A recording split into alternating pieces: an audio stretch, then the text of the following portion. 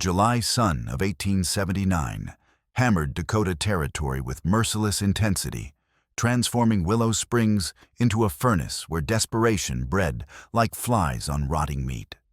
Behind Greasy Pete's freight depot, where canvas-covered wagons baked like ovens, Milena Laurent stood with rawhide bonds cutting into her wrists, her heart hammering a frantic rhythm that tasted of copper and bile.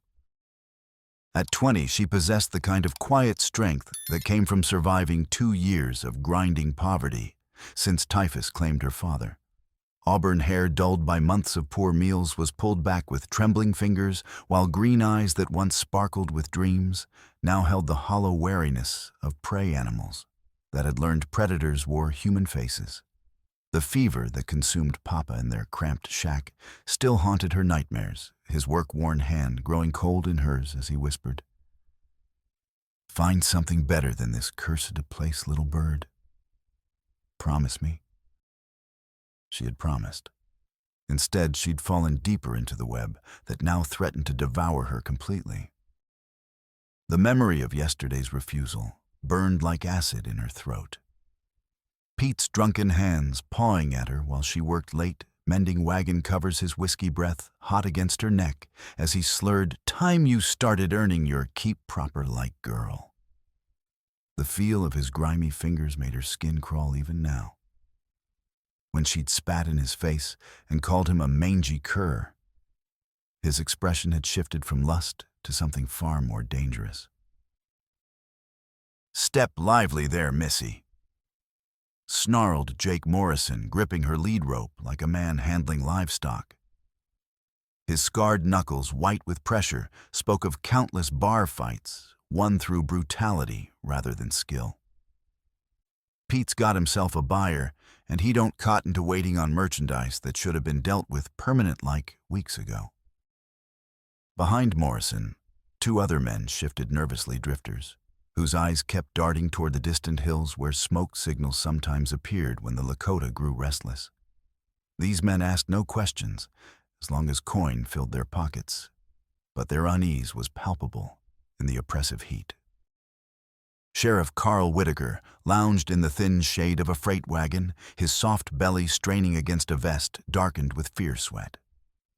At 48, Carl wore corruption, like a second skin, his pale eyes counting Pete's monthly tribute with practiced satisfaction. $20 changed hands with the smooth ease of long practice, more money than most settlers saw in months of backbreaking labor.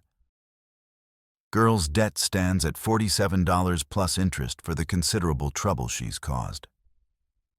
Pete announced his massive frame casting long shadows as he waved fabricated papers. His beard matted with grease and tobacco juice caught the harsh sunlight. Payment in trade goods or hard currency, no questions asked after. From his position in the narrow alley between Hoffner's blacksmith shop and the grain elevator, Dr. Declan Hargrove watched through weathered fence slats. His medical bag rested at his feet, but today he carried different medicine, the kind that might cure a community sickness if applied with enough courage. A subtle gesture, fingers touching his hat brim, sent a signal rippling through the network of decent folk who had grown tired of looking the other way. 3 blocks away, schoolteacher Abigail Hart paused in her sweeping, ostensibly cleaning dust from her threshold, while her eyes remained fixed on the depot. In her apron pocket lay folded papers that would reach their destinations only if the rescue succeeded and witnesses lived to deliver them. The crack of a rifle shot split the superheated air like divine judgment splintering the wooden watering trough 20 feet away. A geyser of stagnant water cascaded across the dusty ground as men dove for cover, cursing and clawing for weapons.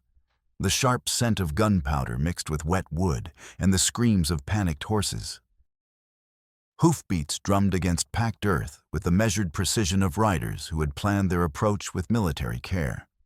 3 mounted figures appeared around the corner of Hanson's General Store, their horses' iron shoes striking sparks from scattered stones as they advanced with the unhurried confidence of wolves who had already calculated the odds. The lead rider commanded attention without theatrics or bluster.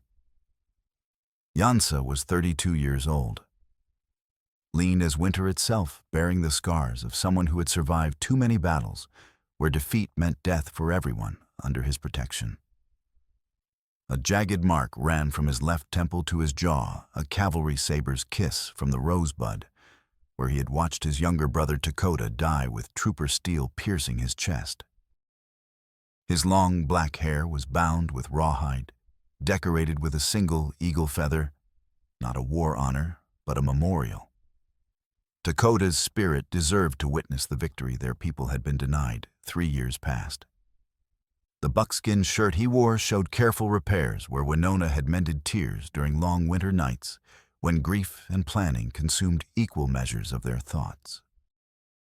From his saddle, Yansa lifted 3 Winchester Model 1873 repeating rifles that gleamed with fresh oil and meticulous care. Beside them lay a bundle of wool trade blankets in rich blues and reds goods, representing weeks of preparation by people who understood that justice sometimes demanded payment in advance. Through Isaac Crowdog, a half-Lakota translator who worked the depot while secretly carrying messages for anyone willing to stand against the corruption strangling their community, Yansa spoke words that carried the finality of carved stone. The woman comes under our protection now. We offer fair trade for whatever debt you claim. Pete's face purpled with rage that went deeper than mere greed. This interruption threatened to expose operations that had generated thousands of dollars through the systematic elimination of witnesses and trafficking of women to distant markets where questions were never asked. Like hell she does, you red devil. This here's legitimate business conducted under territorial law. But even as Pete blustered, his eyes remained fixed on those Winchester rifles.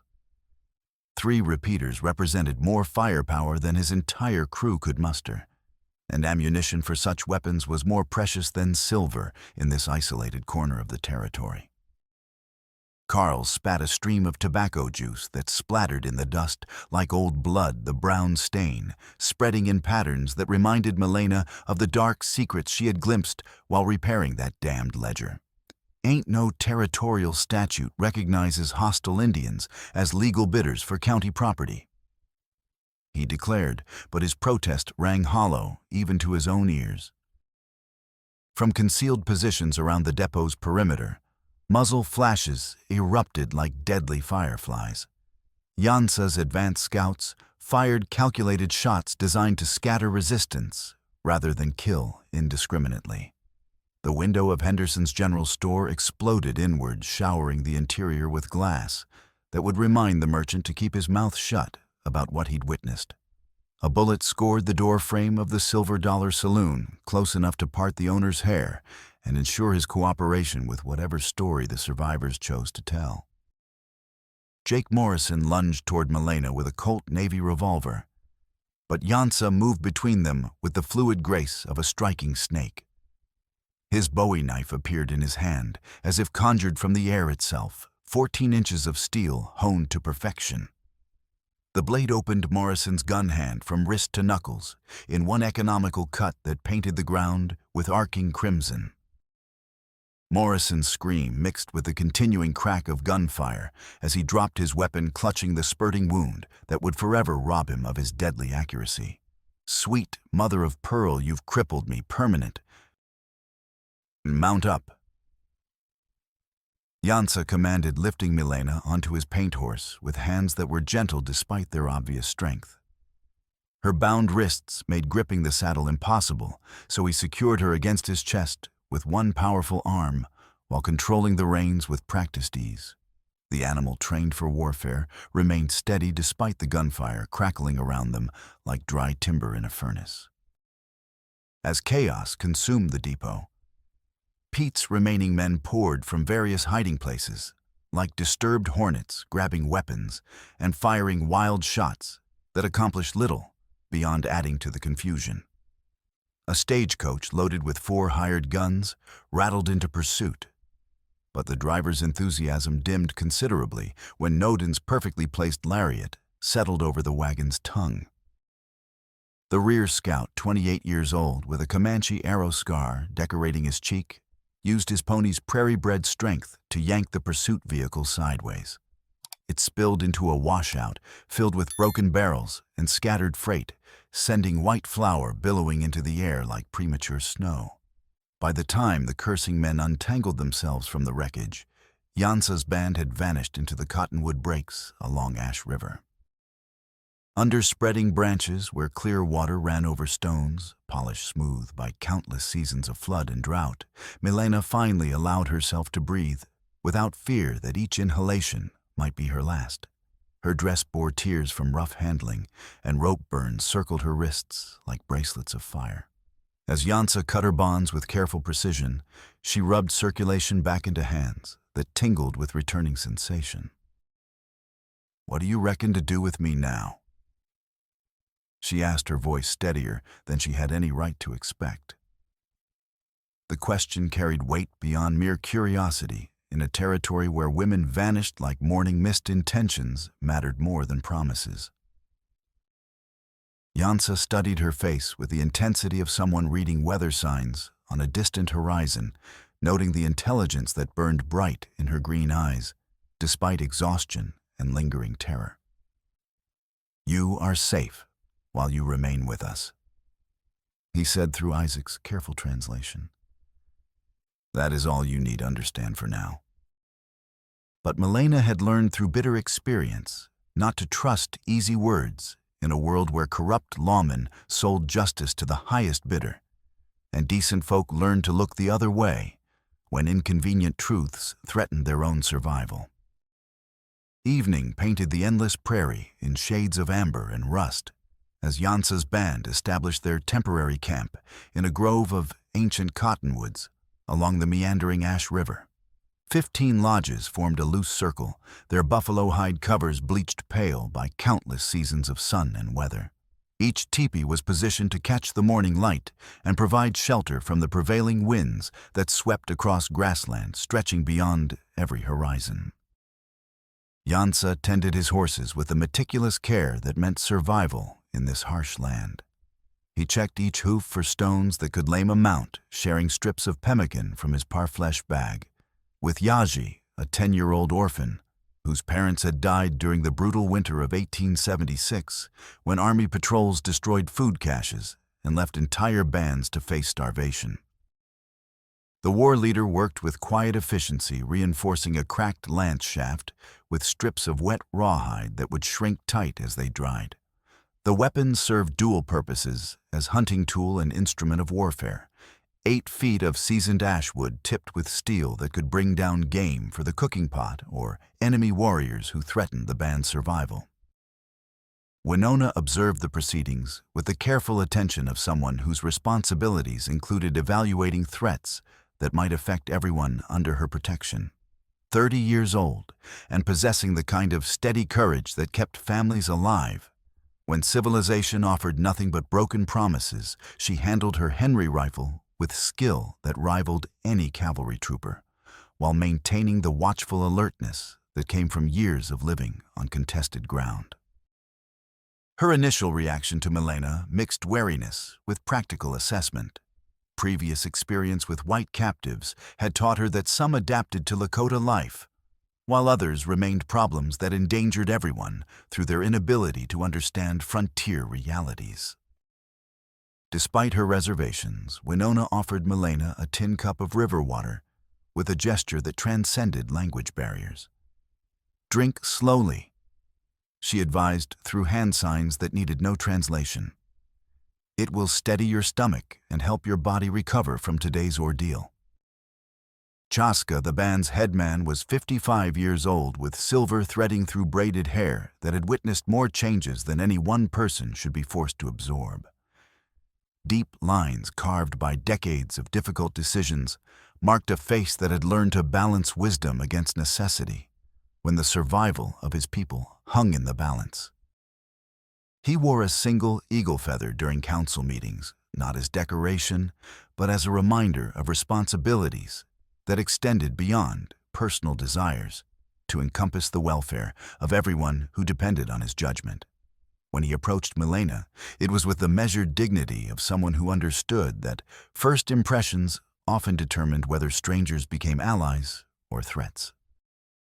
Taking her trembling wrist in hands, weathered by honest labor, Chaska spoke words that carried the authority of tribal law.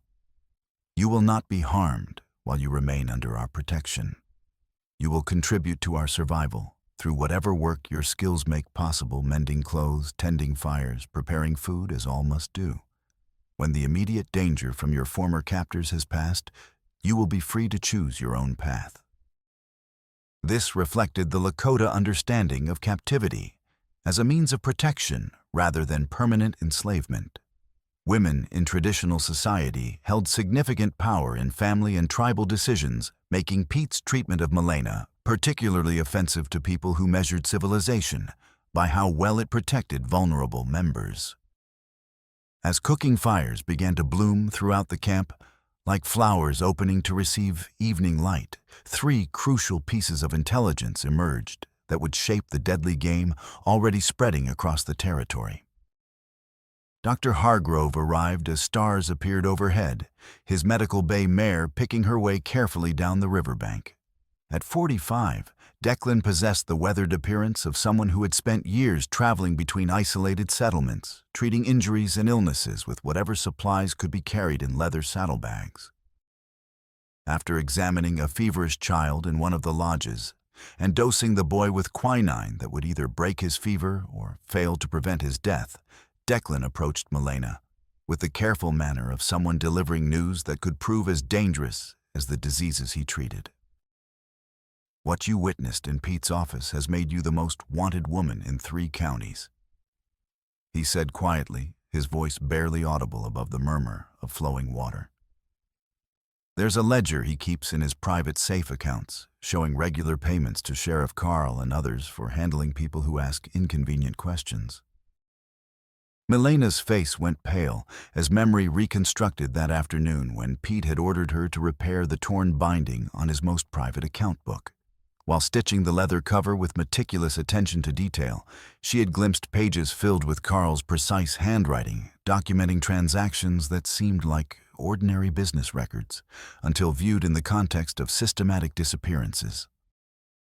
Stay close to Yansa and his people. Declan continued glancing toward the distant glow of Willow Springs. Pete's operation has too much invested in silence to allow witnesses surviving long enough to testify before honest courts. 20 miles away, Abigail Hart was conducting her own dangerous investigation within the apparent safety of her one-room schoolhouse. The 28-year-old teacher had arrived from Ohio in 1877 with dreams of bringing education to frontier children, only to discover a community where justice wore a price tag. Deputy Dusty Bill lounged in her doorway, with the lazy menace of a snake coiled in afternoon shade. Mighty fine evening for teaching, ain't it, Miss Hart? He drawled, tobacco juice trickling down his stubbled chin. Course, a woman in your position needs to be mighty careful about the kind of lessons she shares with impressionable young minds. But Abigail had already documented information that could expose the entire network. Hidden beneath lesson plans in her desk drawer lay pages of meticulous records. Anna Kowalski, 19 and Polish, whose broken English and lack of local connections made her an ideal victim. Rose McKenna, 24, and Irish, whose distant relatives wouldn't learn of her fate for months. Working by the kerosene lamp's warm glass chimney glow, Abigail composed coded messages on school letterhead. Fox kit requires Eagle's protection. Ledger contains proof. The seemingly innocent phrases would carry vital intelligence to those who understood the network of sympathizers operating across territorial boundaries. The third component came through Walter Grimes, whose 42 years had been spent fighting to build something permanent on land that seemed determined to crush anyone who lacked the resources to defend their claims. His 160-acre homestead had produced adequate crops until Carl's associates began imposing fees and taxes that existed nowhere in territorial statutes, but were enforced through violence. Riding a lame mule toward town with news that could shake the foundations of county government, Walter carried information that made him as dangerous as Milena herself. The Territorial Telegraph Office had been buzzing with messages from U.S. Marshal Harrison Tate in Yankton, whose investigation into missing federal road funds had expanded to include pointed questions about local corruption. That girl's testimony could hang every one of them. Walter confided to Abigail during a carefully orchestrated meeting behind the blacksmith shop. But speaking truth will paint a target on her back, large enough to see from Fort Pierre.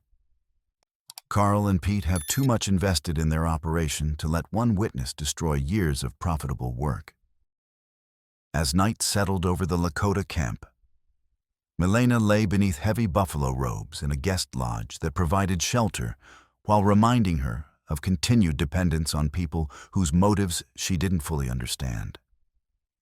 Every sound seemed magnified in the darkness, the shuffle of guards taking positions, the metallic click of rifle mechanisms being checked by men who understood that carelessness could mean death for everyone. Jansa maintained his vigil beside the central fire, a Sharps 50-70 buffalo gun across his knees, like a promise of violence to anyone foolish enough to test his resolve. The massive rifle could drop a charging buffalo at half a mile in skilled hands, serving as both practical defense and psychological deterrent. As he fed split cottonwood to flames that pushed back the surrounding darkness, Jansa's thoughts turned to the brother, whose death had made this rescue mission necessary, on levels that went beyond simple justice. Lakota had been 17 when cavalry sabers cut him down dying with questions about why white men's law protected some while destroying others without regard for guilt or innocence. Pre-dawn darkness still cloaked the prairie when drumming hoofbeats shattered the morning calm. 8 riders approached through mist rising from the river, their horses' breath steaming in the cool air, while leather creaked with the sounds of men prepared for violence. Pete rode at their head, his bulk swaying in the saddle as his mount navigated scattered stones along the water's edge. Behind him came Carl, his badge hidden beneath oilskins to avoid federal attention, and Deputy Dusty Bill, whose hand rested with practiced ease on his revolver grip. But their confident advance was interrupted by a revealing exchange that exposed cracks in their alliance deeper than simple disagreement about tactics. This whole derned mess could have been avoided if you'd handled that girl proper from the start. Carl muttered his voice, carrying clearly in the still air, 2 ears trained to detect approaching danger. Now we got federal marshals sniffing around our books and half the county wondering what happened to women who used to work regular jobs. Pete's response carried venom that could poison partnerships built on shared guilt rather than mutual respect. Don't you lecture me about proper handling when you're the one taking money to look the other way, while I clean up problems your precious law can't solve. That ledger contains as much evidence against you as it does me, so climb down off your high horse before you fall and break something important. From his position by the dying fire, Jansa heard every word that revealed how thoroughly greed had corrupted men who wore badges while serving interests that had nothing to do with justice. The knowledge that Pete and Carl were already turning against each other provided tactical advantage that could be exploited when circumstances made such exploitation necessary. That woman belongs to Willow Springs County according to territorial statute, Carl announced when they reached speaking distance. She's got outstanding debts, and she's witnessed activities that didn't happen according to any official records. You're harboring a fugitive wanted for questioning about serious crimes. Jansa rose from his position with fluid grace that revealed none of the tension coiling in muscles prepared for sudden violence. Through Isaac's careful translation, his response carried the finality of someone who had calculated acceptable odds. She remains under Lakota protection, according to our law and ancient custom. Your papers hold no authority in this place where our ancestors hunted buffalo when your grandfathers were still learning to walk upright. The insult was deliberate and calculated to provoke exactly the kind of angry response that would justify whatever violence followed. Carl's face flushed red, as he realized that intimidation tactics effective on isolated homesteaders would prove useless against warriors who had survived cavalry charges. "Welks, this is United States territory governed by United States law," he snarled while drawing his revolver. "I'm a duly appointed officer, and I'll be respected as such." Carl's signal came as a raised hand that dropped like an executioner's blade. 6 rifles cracked in ragged succession muzzle flashes blooming like deadly flowers, while bullets whined through the camp, seeking targets among people whose only crime was offering sanctuary. Families scrambled from lodges toward predetermined positions behind cottonwood trunks, thick enough to stop rifle bullets, while warriors grabbed weapons that had been kept loaded and ready since establishing camp. In the chaos that followed, 6-year-old Ayanna took a ricocheting bullet across her upper arm, a shallow graze that drew bright blood, but missed bone and major vessels. Her cry of pain cut through gunfire like a blade, spurring her mother to crawl toward cover while pressing soft doe skin against the wound. Dr. Hargrove grabbed his medical kit and scrambled toward the child through a storm of lead that thudded into earth and splintered bark from protective trees. "Apply pressure to stop the bleeding," he shouted to Milena while thrusting folded linen into her hands. "Use your sewing skills to close the wound, small precise stitches that will hold under stress."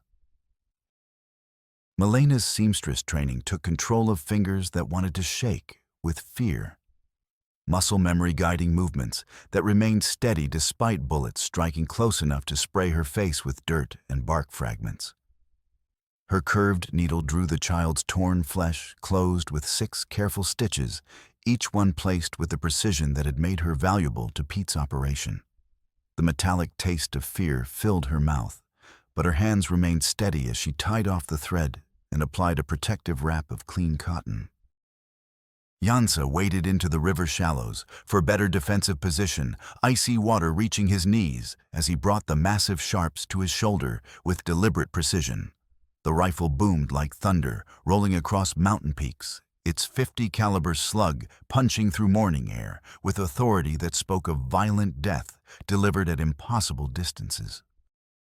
His first shot took a ranch hand's hat at 150 yards, the heavy bullet missing skull by mere inches, but sending a clear message about the shooter's capabilities. Working the falling block action with practiced speed, Yansa ejected spent brass and chambered fresh ammunition while smoke drifted from the barrel like incense offered to gods of war. Coyote Kid, a pale-eyed killer, whose notched pistol grips documented lives taken for money, rather than principle, attempted to flank the camp through tall grass that provided concealment from casual observation. But Yansa had learned tactical awareness through battles that taught him to track enemy movement.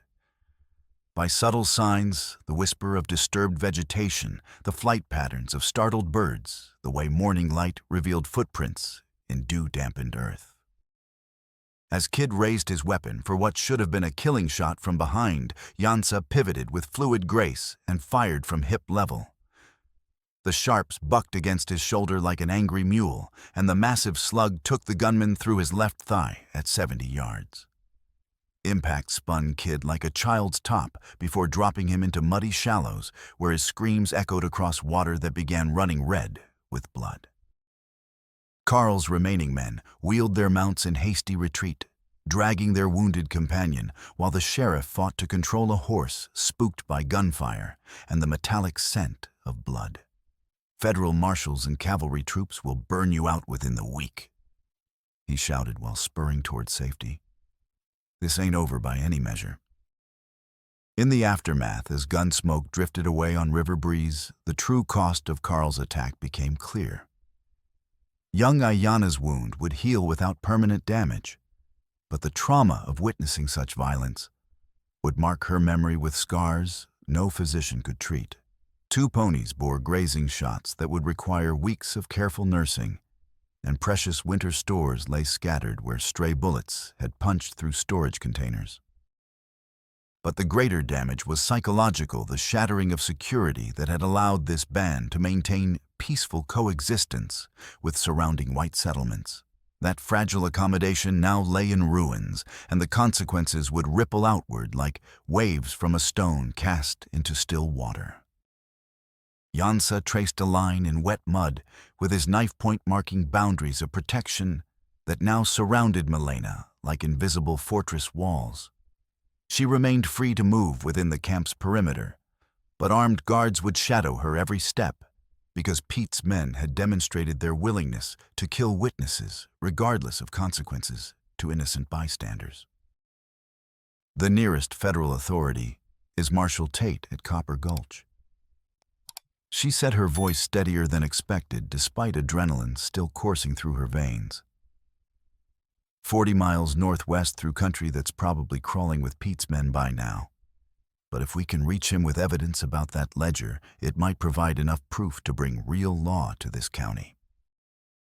Yansa nodded with grim understanding. Federal marshals represented uncertain allies whose honesty couldn't be guaranteed until tested under pressure. But at this point, external intervention offered their only hope against enemies who controlled local legal institutions. "Oh, we relocate to defensive ground at River Narrows," he decided. Limestone bluffs provide cover for our backs and clear fields of fire in every direction. When word arrives that Marshal Tate has reached Copper Gulch, we'll attempt escort under maximum security. Over the next 3 days, a series of escalating attacks tested their defenses and resolved through methods designed to wear down resources until resistance collapsed from exhaustion rather than defeat in direct confrontation. The first assault came at Cottonwood Crossing, where generations had forded Ash River at its widest point. Hidden gunmen in upstream cattail marshes opened fire as the lead travois entered Water Spencer carbines, cracking with mechanical precision, while bullets whined and splashed around the crossing party. Yansa forced his horse between Milena and the source of enemy fire, using the animal's body as a shield while returning Winchester fire. The treacherous current proved both ally and enemy during the chaotic minutes that followed. As Milena fought to maintain footing on moss-slick stones, swift water caught her trailing foot and swept her downstream toward rocks that could break bones or trap victims beneath the surface. Her desperate fingers closed around a travois pole loaded with winter blankets, the wood rough against palms that had grown soft during months of indoor work. Winona's rope, thrown with the accuracy that came from years of practice, settled around Milena's shoulders like salvation woven from horsehair and determination. The Lakota woman's pony braced against the riverbank, with prairie-bred strength hauling human cargo to safety. They reached the far bank, with losses that would matter when winter arrived. 2 ponies bore bullet wounds requiring weeks of careful nursing, and a saddlebag containing precious ammunition had tumbled into deep water, where swift current carried it beyond hope of recovery. The second incident revealed how thoroughly Pete and Carl had poisoned community sentiment. Bounty notices offering $50 for Milena's return, dead or alive, appeared on every public posting board in Willow Springs, an amount representing more money than most working people saw during entire seasons of honest labor. Abigail risked discovery by sending coded warnings through networks developed to protect people whose survival depended on information traveling faster than horses. 12-year-old Timothy Morrison delivered her verbal message with word-perfect accuracy. Teacher says watchers are posted on every trail leading out of the county, and there's talk of requesting Army assistance from Fort Pierre. She says trust nobody you haven't known personal like, because $50 would tempt most folks to sell their own grandmothers. That night brought Dr. Hargrove's most dangerous supply run, yet attempting to deliver medical materials that could mean survival for people whose injuries would prove fatal without proper treatment. Deputy Dusty Bill had been tracking the doctor's movements with Hunter's patients, but only Hargrove's intimate knowledge of back trails and the deputy's poor night vision prevented interception that would have meant torture and death. The third confrontation occurred on the wagon road toward Copper Gulch, where a jackknifed freight wagon blocked the trail with debris that would require hours to clear. Pete's appearance seemed coincidentally neighborly, but Milena's seamstress-trained eyes spotted a familiar face among his drivers, the same brute from the depot auction with a jagged scar along his jaw and a brass button stamped WS for Willow Springs, marking him as one of Carl's deputies working under civilian cover. These repeated harassment campaigns achieved their intended purpose of degrading the band's resources and morale. Ammunition was rationed with miser's care, and food stocks dwindled toward dangerous levels. But Milena earned acceptance through competence demonstrated under pressure. She repaired torn tippy covers with stitching that would hold against prairie winds, strengthened damaged equipment with techniques that combined European precision with frontier practicality, and treated injuries with steady hands that never trembled, even when bullets flew close enough to part her hair. When young Yaji suffered a bloody nose from tumbling off his pony, Milena packed his nostrils with moss wrapped in soft cloth, applying pressure with patience that calmed both child and worried relatives. Gradually, even the most skeptical band members began to understand that their white guest possessed qualities that made her valuable beyond simple witness testimony. On their 5th day at the new camp, huddled in an abandoned surveyor's dugout that provided shelter from wind carrying the scent of approaching storms, Yansa revealed truths that shattered Milena's understanding of everything that had occurred since the auction. The crude structure built from prairie-sod bricks chinked with mud and buffalo hair leaned against constant wind with stubborn persistence. Inside the cramped space that smelled of old fires and previous occupants, Yansa carefully unfolded a telegram that had been carried across hundreds of miles by riders who understood that some messages were worth risking lives to deliver.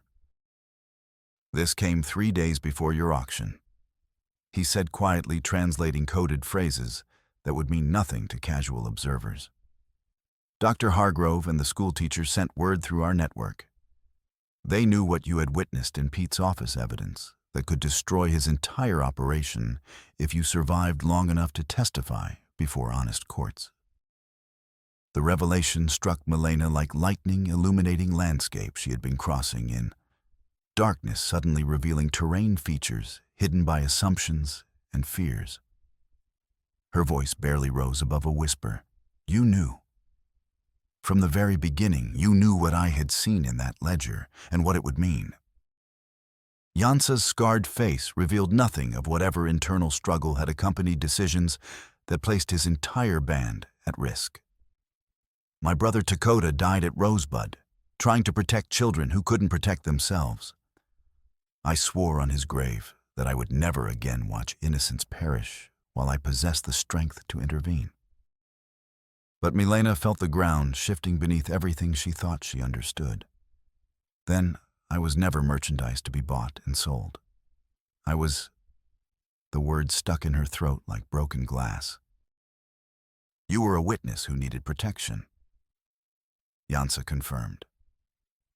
"The auction, the trade, it was all arranged to give us legal claim under territorial law. Pete couldn't simply make you disappear without raising questions he couldn't answer.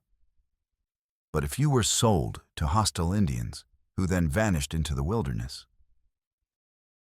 The betrayal she felt wasn't directed at Yansa, but at herself for assuming the worst when decent people had risked everything to save her. Tears stung her eyes as she drew forth a fragment of Pete's ledger hidden in her bodice, since the auction chaos evidence that could hang every member of the criminal network. $15 security fee to P for French girl disposal witness yard activities. She read from Carl's precise handwriting. Below that, Pete's scrawl, "She saw everything. Eliminate permanent." From that moment, their relationship shifted fundamentally. Milena was no longer a helpless victim awaiting rescue, but an active partner in the dangerous work of bringing justice to a corrupt system. The air between them thickened with understanding that had nothing to do with romantic fantasy, but everything to do with practical bonds forged between people who trusted each other when death stalked every shadow. The betrayal struck in the dead of night, like a serpent hidden among prairie grass. Deputy Dusty Bill had been following Dr. Hargrove's supply runs with predators' patience, and when darkness reached its deepest point, he struck 3 Lucifer matches in rapid succession. The old ranch signal for targets located. At midnight, Pete's assault force erupted into the camp, like lightning channeled through human malice, hurling improvised incendiaries that exploded against teepee walls in sheets of orange flame. The crude firebombs' glass jars filled with kerosene and stuffed with burning rags proved devastatingly effective against structures that had sheltered families for generations. Screams pierced the darkness as people fled, burning lodges, children crying for parents separated in chaos, while ponies stampeded in terror.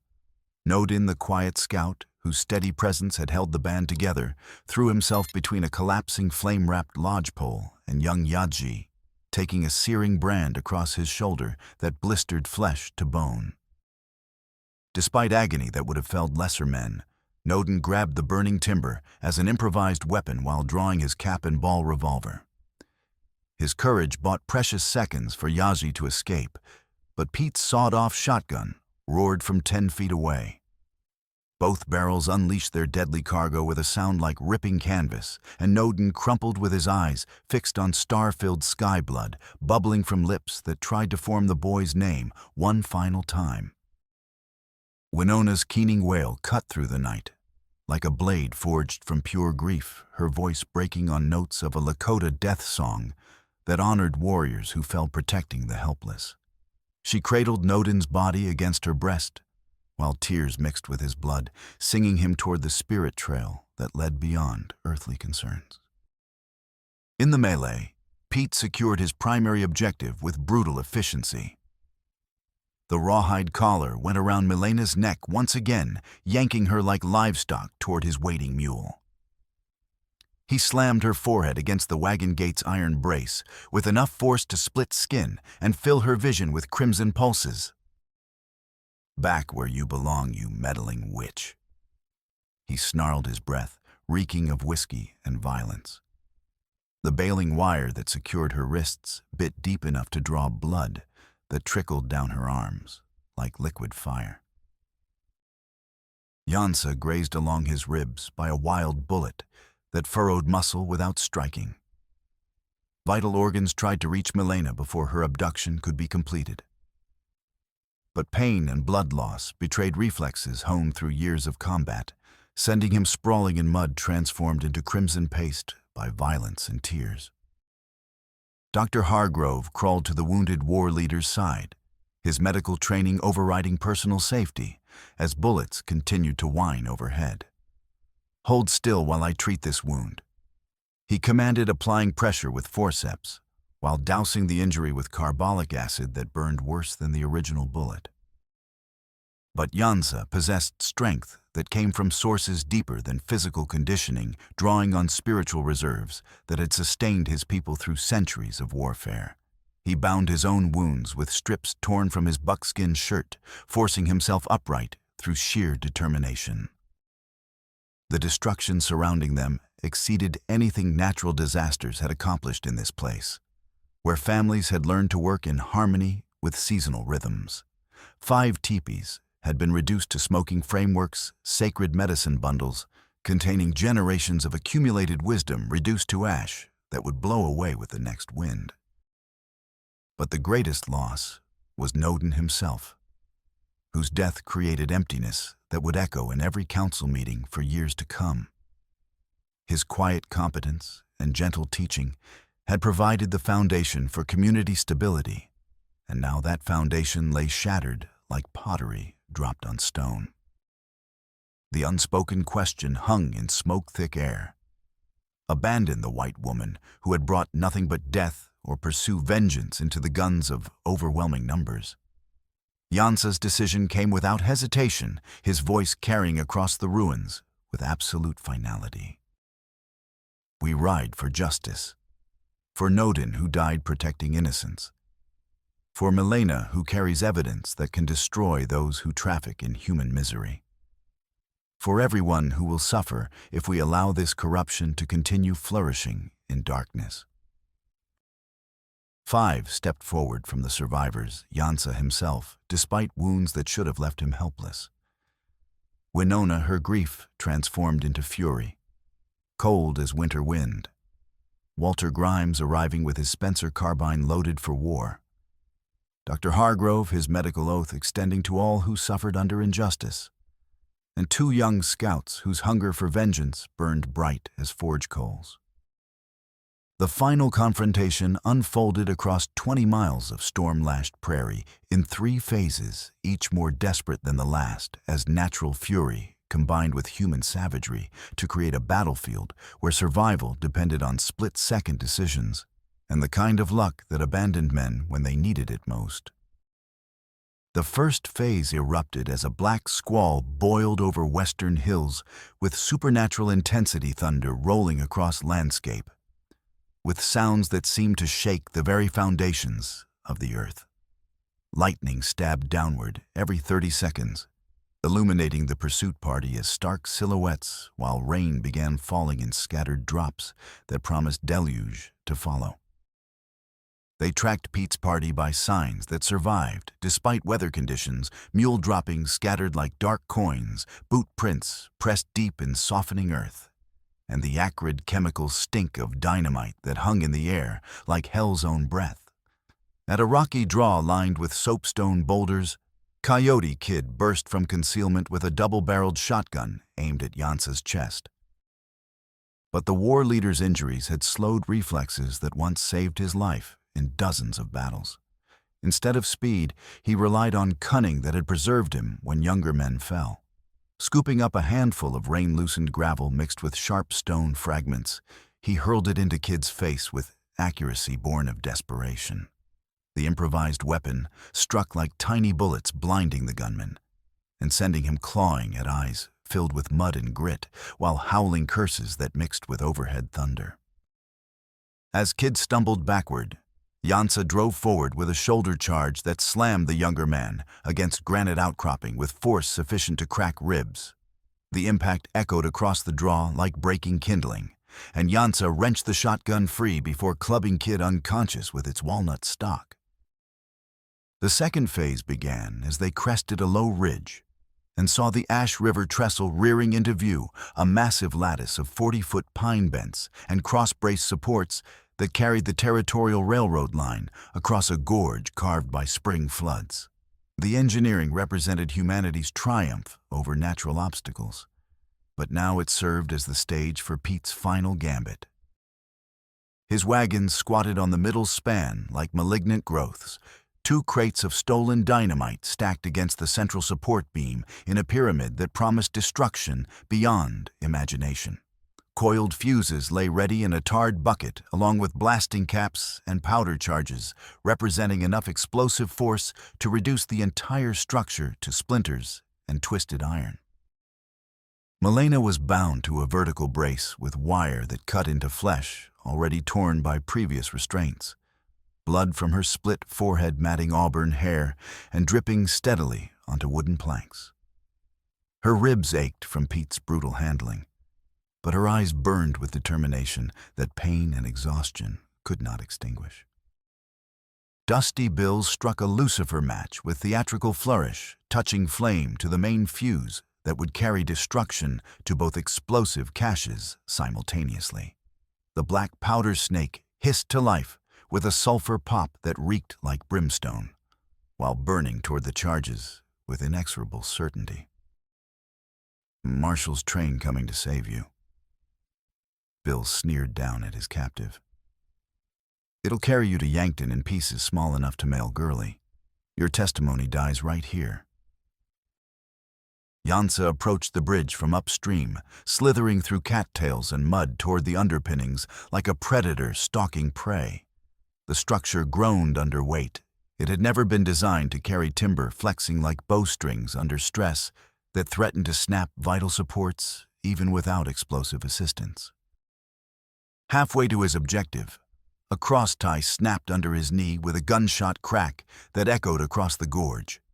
Jansa plummeted 10 feet, slamming his bandaged ribs against a support piling with impact that drove breath from his lungs and sent white-hot agony through every nerve. His desperate grip on a tar-slick beam was all that prevented a fatal plunge into boiling current 20 feet below. The river's iron grasp tried to tear him loose and dash him against jagged rocks, while cold water filled his boots and added deadly weight to limbs already weakened by blood loss. Inch by agonizing inch, he hauled himself back onto the framework, while rawhide cut through palm flesh and blood made his grip treacherous. Dusty Bill heard the commotion and began descending a guy-wire skinning knife clenched between his teeth, while murder glinted in his eyes. They collided on the rain-slick undercarriage like wildcats in a sack Bill's blade, seeking Jansa's throat while the war leader parried with his Bowie knife in a deadly dance, where footing meant the difference between life and death. Steel rang against steel with bell-like clarity as sparks flew from edges honed sharp enough to split hairs or sever arteries. Bill's boot slipped on standing rainwater, and Jansa hooked it with a rawhide loop from his belt, yanking hard enough to dislocate the deputy's hip. Bill cartwheeled backward with a scream that mixed pain and terror, his knife spinning away into darkness as he plunged 15 feet into the pilings below. The sickening crunch of bones meeting stone echoed upward, followed by gurgling sounds that marked a man drowning in his own blood. As Jansa emerged onto the bridge span, gasping through gritted teeth while blood dripped from his torn palm, Sheriff Carl thundered up the eastern approach with 6 mounted deputies, their rifles shouldered in a ragged line. "That's my lawful prisoner you're harboring," Carl bellowed while fighting to control his spooked horse. The fuse continued its relentless journey toward the explosive charges, now burning within 5 feet of devastation that would obliterate everything within a 100-yard radius. Before Carl could squeeze his trigger, the rattle of wheels and crack of whips announced salvation arriving at desperate speed. Abigail Hart and Dr. Hargrove burst onto the scene in the doctor's medical buggy reins, flying as they whipped their exhausted team toward what might be their final act on Earth. Abigail waved a leather courier pouch stamped with the official seal of the U.S. Marshal's Office, its contents representing hope that had traveled hundreds of miles through hostile territory. Inside lay fresh warrants, authorizing Carl's immediate arrest for embezzlement conspiracy and accessory to multiple murders. "Every page of that ledger proves your guilt," Milena shouted above the wind, her voice carrying clearly despite the wire cutting into her throat. "Your seal on every transaction. Women weighed like freight and shipped to buyers who never asked questions." Carl's face went milk white as the evidence tightened around his neck, like a noose woven from his own corruption. Years of systematic graft flashed before his eyes, bribes taken witnesses, silenced innocent blood on his hands, in proportions that exceeded counting. Walter Grimes, sheltering behind the buggy's inadequate protection, steadied his Spencer carbine despite weather that made accurate shooting nearly impossible. His single shot took Carl through the throat at 30 yards, the heavy slug tearing through flesh and spine to drop him like a tree felled by lightning. A panicked deputy returned fire without aim, his bullet punching through Walter's coat and into his lower belly, with the wet sound that spoke of organs torn beyond repair. The homesteader slumped against the buggy wheel, while blood flowed between fingers pressed against wounds that would claim his life within minutes. "We're not finished yet." Walter gasped through lips already turning gray. His eyes remained fixed on Milena with intensity that burned brighter than physical pain. "End this for Anna and Rose. For every woman who'll disappear if these devils aren't stopped." Pete cornered with his remaining men as federal authority closed around them, made one final desperate gambit. Snatching a pitch pine torch from the fuse bucket, he prepared to hurl it directly at the dynamite crates in a suicidal gesture that would eliminate all evidence along with all witnesses. Yansa vaulted the trestle rail despite injuries that should have left him helpless, his knife sawing through Milena's wire bonds in 3 frantic strokes that opened fresh cuts on his already torn palm. She staggered free ribs, screaming with each movement, but managed to grab his arm for mutual support. The war leader's boot caught Pete's torch mid-flight, sending the flaming brand arcing wide to sizzle harmlessly against black rocks 20 feet below. But sparks from the collision ignited backup fuses that Pete had prepared for such interference, crackling toward the explosives with the hungry speed of prairie fire. Winona charged onto the bridge on foot, her hatchet swinging with grief-fueled strength as she attacked the first crate's wooden lid like a woman possessed. 4 powerful blows that jarred her arms and shoulders broke through inch-thick pine boards, allowing her to heave the 100-pound package over the edge before its contents could detonate. The dynamite exploded underwater with a muffled whoomp that bulged the river surface 10 feet high, spraying foam and debris, while the trestle shuddered like a bell struck by titans. The second crate followed within seconds, Winona's blade parting restraining ropes before she hurled it clear of the bridge. Cross ties splintered at their edges, and one section of rail twisted several inches out of alignment, but the engineering proved sound enough to withstand the underwater blasts. In the valley below, a train whistle keened its approach as the U.S. Marshal's locomotive rounded the final curve, black smoke pluming, while federal uniforms became visible on the flat cars. 1 week later, under a crisp September sky that promised autumn's cleansing approach, the makeshift courthouse on Willow Springs' main street hosted proceedings that would reshape the territory's understanding of justice. U.S. Marshal Harrison Tate read charges from legal documents that rustled in Prairie Breeze conspiracy to defraud territorial government systematic trafficking of human beings, murder under color of law. But the day's greatest revelation came through documents discovered in Carl's locked office strongbox, evidence of land fraud operations that had enriched corrupt officials through theft of legitimate homesteaders' property. Among the stolen deeds was Milena's father's original quarter-section claim, invalidated through forged tax liens that had supposedly justified confiscation. The territorial notary's distinctive signature was one Milena recognized immediately. She had sewn dresses for his wife and become familiar with his peculiar handwriting, flourish a looped Y that appeared on every document he processed. The same distinctive mark appeared on the fraudulent liens that had robbed her father of his life's work. Miss Laurent's testimony regarding handwriting characteristics, combined with careful examination of the ink patterns and document comparison by our expert witness, provides sufficient evidence to invalidate all fraudulent transfers.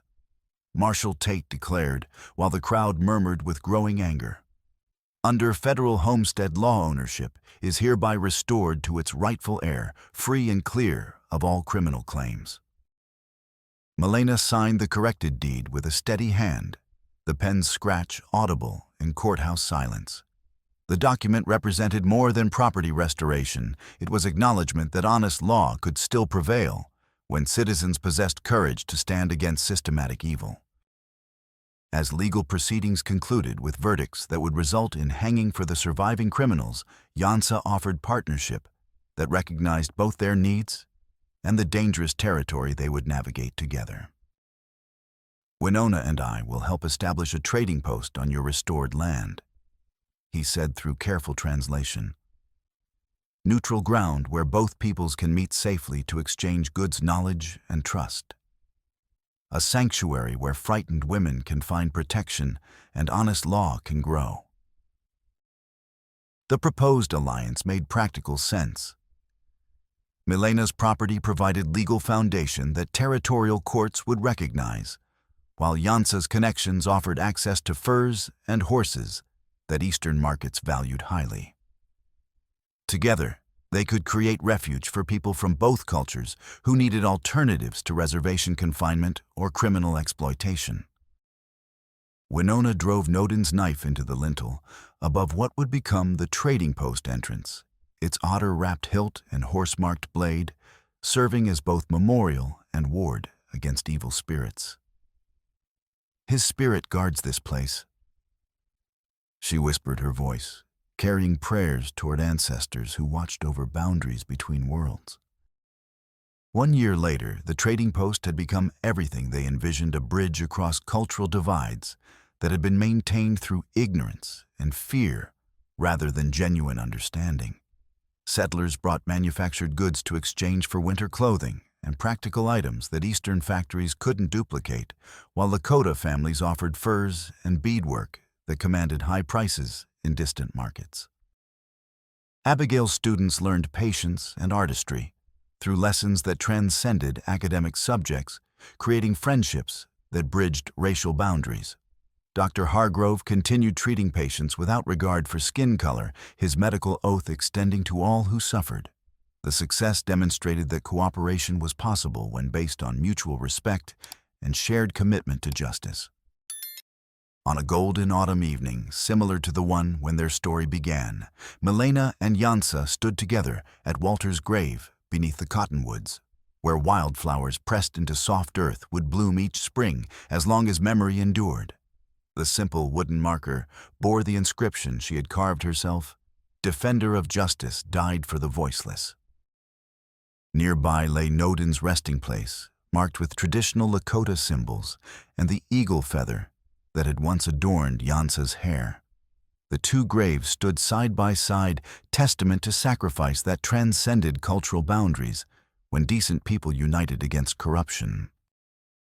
"We guard the freedoms they died to earn," Yansa said quietly, taking Milena's hand in the gesture that had become their partnership's foundation. No more auctions where human dignity is sold like livestock. No more badges that protect predators while ignoring prey. Milena met his gaze with eyes that had witnessed more death than anyone should endure, but still held hope for futures built by those willing to work for something better. "Then we stand together at this post that honors their memory. We feed the hungry, heal the wounded, and ensure their sacrifice wasn't made in vain." The trading post thrived as beacon of hope in territory where such achievements remained rare as honest lawmen. In the growing trust between people from different worlds, the future took root like wildflowers in soil watered by tears of those who had died to make it possible. The ledger of blood and iron was finely balanced, its accounts settled in the only currency that mattered: courage displayed by ordinary people, who chose justice over personal safety when the moment demanded their very best.